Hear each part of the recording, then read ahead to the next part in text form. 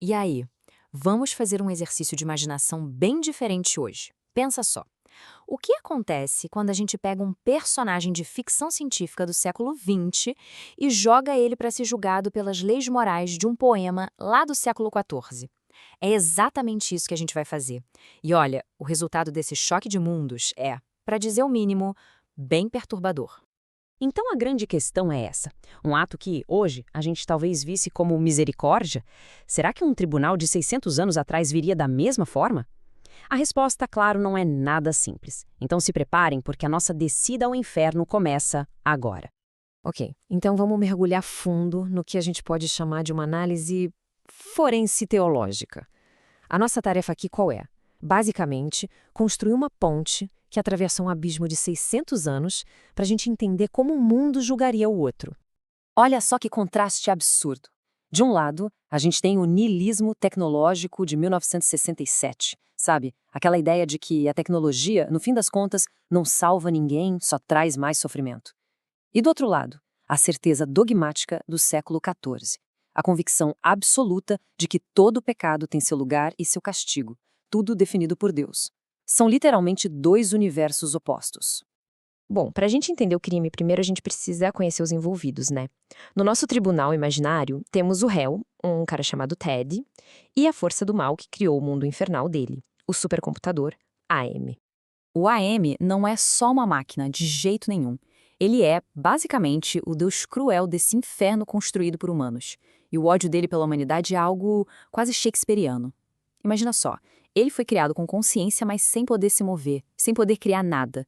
É como uma paródia tecnológica secular de uma divindade caída. E o que é fascinante é a semelhança entre os dois. Pensa bem, assim como o Lúcifer de Dante está lá, preso no gelo, o Assem está preso nos próprios circuitos. Os dois odeiam com uma impotência enorme e aplicam punições que são um espelho dos pecados das vítimas. É quase um contrapasso tecnológico, sabe? Aquele conceito de Dante em que a punição é um reflexo do crime. E aqui está o ponto teológico fundamental de tudo isso. O Ted não era um autômato, não era um robô. Para o tormento do AIM ser completo, as vítimas precisavam estar conscientes, precisavam poder escolher. Foi justamente essa pequena fresta de livre-arbítrio que permitiu o ato final do Ted, e que, aos olhos da lei de Dante, o torna moralmente responsável. E é isso que nos leva para o coração do julgamento. O que o Ted fez, afinal? Foi um ato de compaixão no desespero? Ou foi um crime terrível? A resposta, como a gente vai ver, depende totalmente do ponto de vista. Olha, a gente hoje em dia provavelmente olharia para ele e veria um herói trágico. O cara fez uma eutanásia de emergência para acabar com um sofrimento que nem dá para imaginar. Mas, para a mentalidade medieval de Dante, a coisa é completamente diferente. É visto como um pecado de desespero, uma usurpação do direito que é só de Deus, decidir quem vive e quem morre. 4. Esse é o número de homicídios consumados. 4 acusações. Para um tribunal daquela época, os fatos seriam brutais e claros. 4 homicídios. Ponto final. E o X da questão é este. Na teologia de Dante, não existe essa de a intenção foi boa. Uma boa intenção não transforma um ato que é mau em algo bom. A vida pertence a Deus. Destruir uma vida, mesmo que seja para aliviar a dor, é quebrar o 5º mandamento. É um ato que nasce do desespero, não da fé.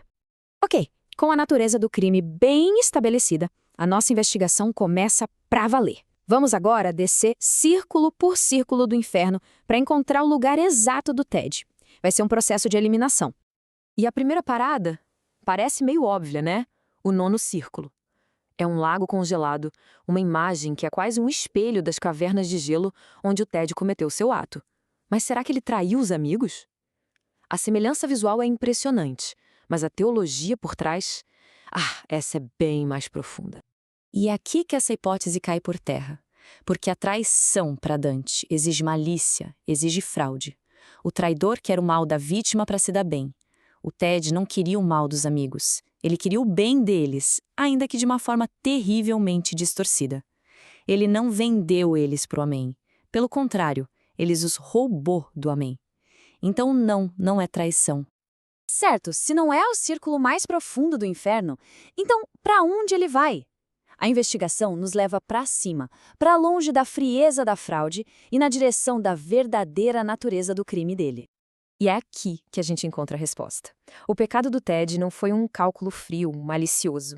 Foi uma explosão de força bruta, nascida do mais puro desespero.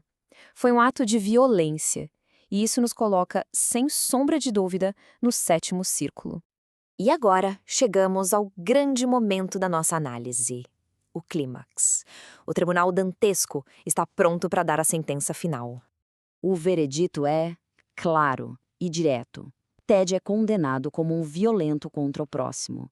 Ele vai se juntar aos tiranos, aos assassinos, mergulhado num rio de sangue fervente. A justificativa dele, a misericórdia, não o salva do julgamento.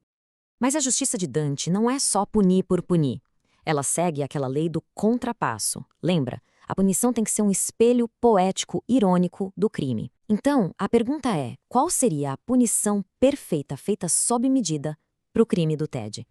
Mas espera aí, uma pergunta importante. Por que ele não vai para o anel dos suicidas? A resposta é simples e jurídica, por assim dizer. A consumação do ato. Os 4 homicídios foram consumados. A tentativa de suicídio dele foi frustrada pelo Am. E a lei do inferno de Dante julga o pecado mais grave que foi de fato concluído. Portanto, antes de qualquer coisa, ele é um assassino quádruplo.